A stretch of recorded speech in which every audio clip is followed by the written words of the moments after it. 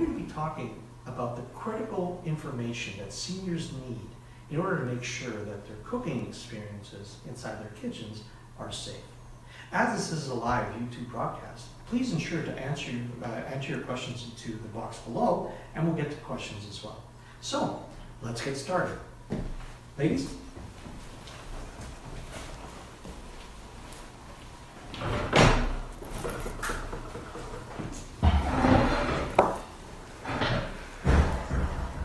Good morning, Josephine. How are you? Good morning, Marilee. I'm good. I'm happy to be here. Wonderful. What is the first thing that we should do before we start cooking? The very first thing you should do before you start cooking is to make sure that you have smoke alarms, that they're working, and that they're 2-spec. Another very important thing is you must be alert while you cook. If you are taking a new medication, please take the medication and see what the side effects are before you cook. If there is anything involving drowsiness, do not cook while you're taking that medication. So the best idea is do not cook if you are drowsy or sleepy from medication, cannabis, or alcohol. What is the leading cause of kitchen fires, Josephine? Unattended cooking. Is it a good idea to stay in the kitchen when you are frying, boiling, cooking food on your stovetop burners? Oh, absolutely. And even when you're seasoning your cast iron pan. Exactly. Always remember to turn off your stovetop burner if you must leave the kitchen for any reason and for any amount of time. And move the pan to a burner that is off. What is a really good prop to use when a reminder when you're cooking, Josephine? A really nifty little device that you can pick up anywhere. They're so cheap. They're so fun. Little timers, little egg timers, little magnetic timers. Stock up, grab a few, and keep them with you as you cook. Wonderful idea. If you're using your oven to cook, you must check it regularly, approximately every 15 minutes, to make sure that everything is copacetic. Do not leave your home, even for a moment or for any reason, if you are cooking something in the oven. If you must leave the kitchen while you're cooking with your oven, please bring a reminder with you, such as a pot holder, look while you cook, or an oven mitt, look while you cook. It's in French and English. Another handy tool would be a wooden spoon. Take it with you to remind you that you're cooking and that you must check your oven in 15 minutes. That's such a good idea, Marilee.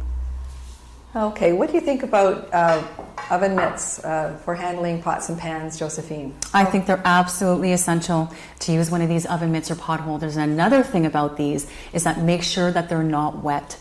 Because if they're wet and you try to pick up a hot vessel, it can actually conduct the heat and give you a burn. Exactly. And always use lightweight pots and pans that you can handle. You don't want to scald yourself with a very heavy pan that you can't handle. And we also have to be really attentive to pot handles and how they're positioned. Don't leave them jutting out where they can get knocked over and knocked into. So let me just demonstrate with this here. That would be very dangerous. So pay attention and be cognizant of turning the handles inward. Wonderful. That's a very good idea. Okay, so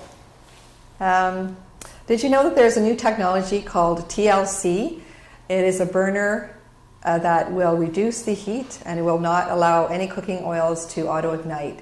So you can look for that in your favorite hardware store. Just ensure that it is a listed technology.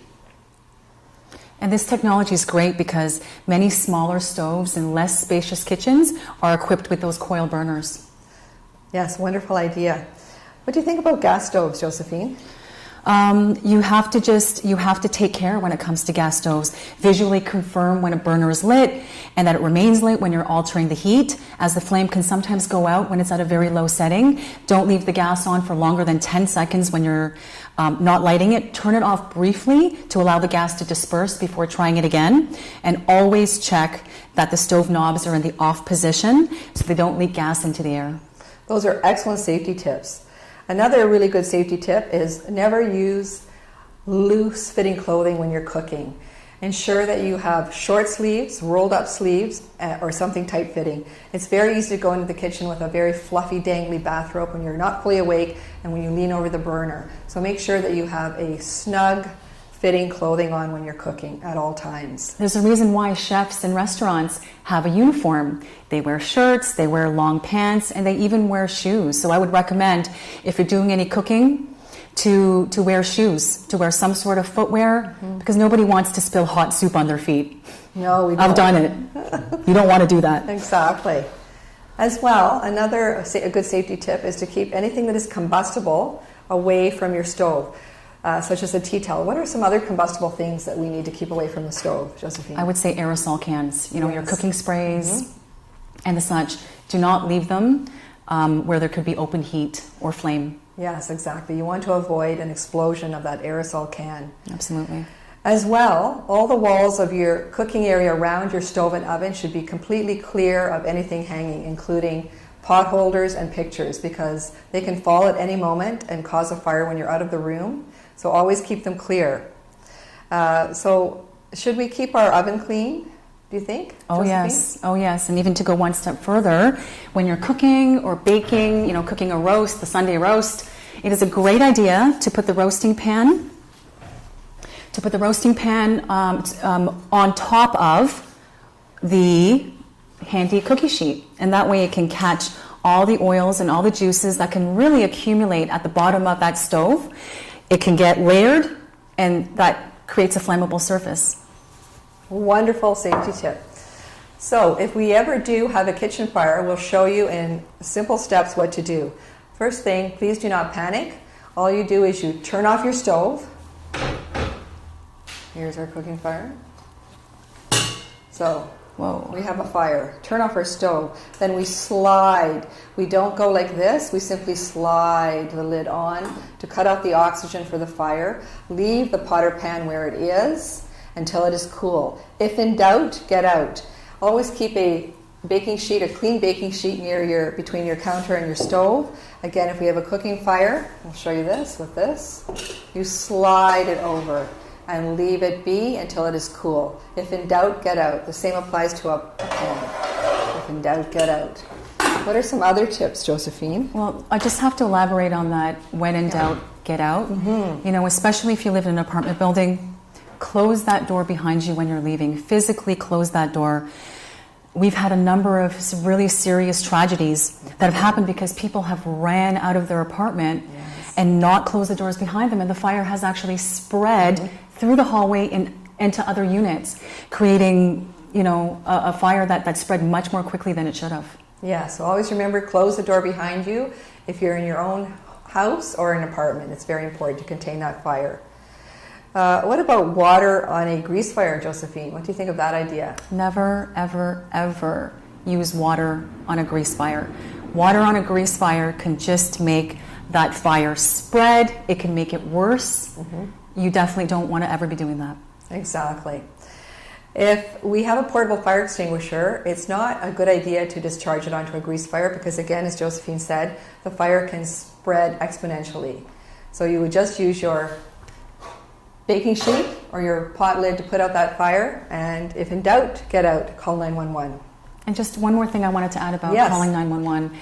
Sometimes with some people, there could be a bit of a stigma around, calling 911, especially in a case that you thought was preventable. But Marilee and I are just here to tell you that there's no stigma. When in doubt, get out, close the door behind you, get to a safe place, a neighbor's place, and do call 911. And why do you think they should do that, Marilee? Just to make sure that their whole environment is safe. Again, some flying embers can fly from that pot into your vents and cause an electrical fire or a fire behind the walls in the middle of the night, and you don't want that to happen. There's special equipment that you know about. And Thermal imaging cameras, very cool. Exactly. So again, if you have an oven fire or a stove fire, please get a certified technician to check your stove and oven before you use it again. Okay. Microwave ovens, where should they be installed? Microwave ovens should definitely be within easy reach, at a level where it's at easy reach for all the users. Wonderful. Always be cognizant of taking the food out. If it's over the stove, do not lean over the stove if your burner is on. Make sure that your burners are off. And in regards to opening the package of food, what is the best way to do this, Josephine? Well, we can't say this enough. Some of the worst burns that you can get will be the result of steam. So when you're opening, that frozen dinner, you take it out of the microwave, you very carefully peel up the steam, but make sure that opening is away from your face and away from your body, and you very, very, very slowly peel it back. That's a very good safety tip. Another really good tip to ensure that you're double checking your cooking time is to write down the amount of minutes or seconds that you need to cook this for, set the microwave, check your time, and check it again to make sure that you have it on the right time. If we were cooking popcorn, Josephine, what is a really good idea in regards to that in the microwave? To absolutely double check your time, because there have been quite a few popcorn incidents happen there merrily these days. Exactly. Yeah, with a lot of people staying at home and watching movies. Yes. And as we know, popcorn, the butter in the popcorn can smoke something awful. So exactly. So always stay in the kitchen just in case something goes wrong with the popcorn. That's the best practice. Electrical and portable cooking equipment. What is a really good idea when you're buying that? You absolutely have to make sure that piece of equipment, that appliance is tested by a certified, qualified testing laboratory such as the ULC here in Canada or the CSA.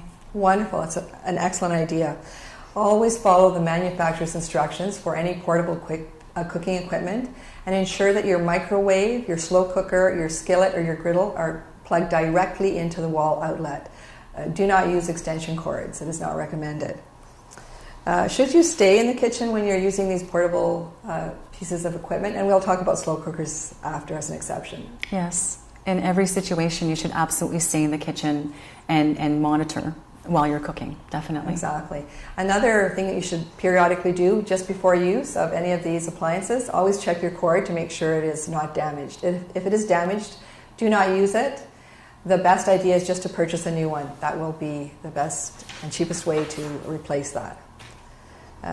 Let's talk about slow cookers.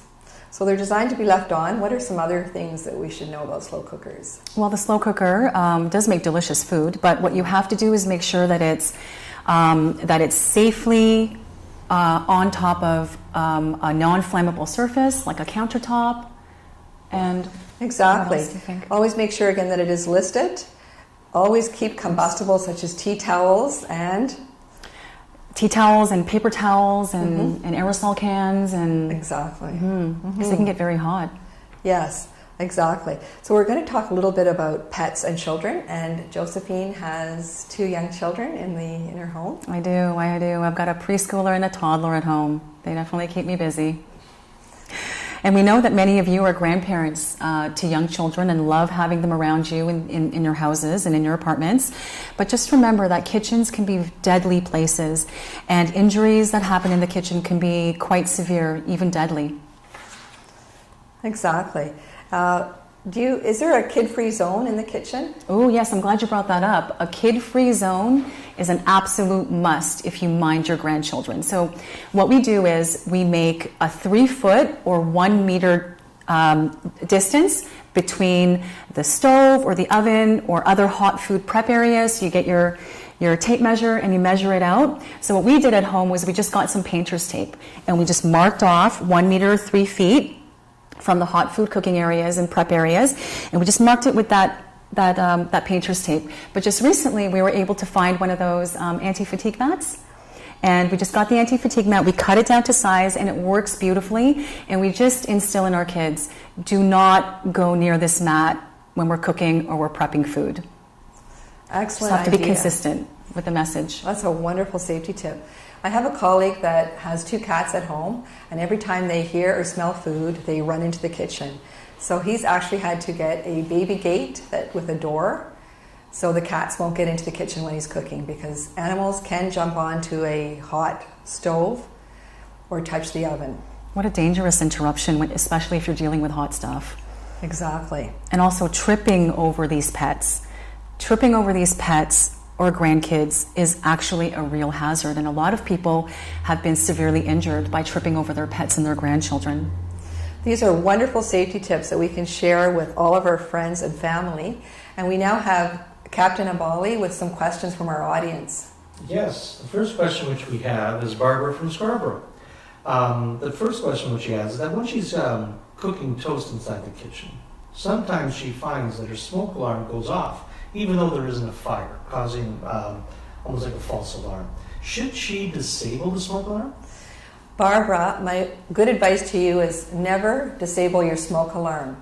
The best idea is to go to the hardware store and get a smoke alarm with a hush feature that you can turn off with a broomstick or a hockey stick, or you can ask the service person in the hardware store to recommend an alarm such as a photoelectric alarm that are ideal for kitchens and bathrooms, so it won't go off as much.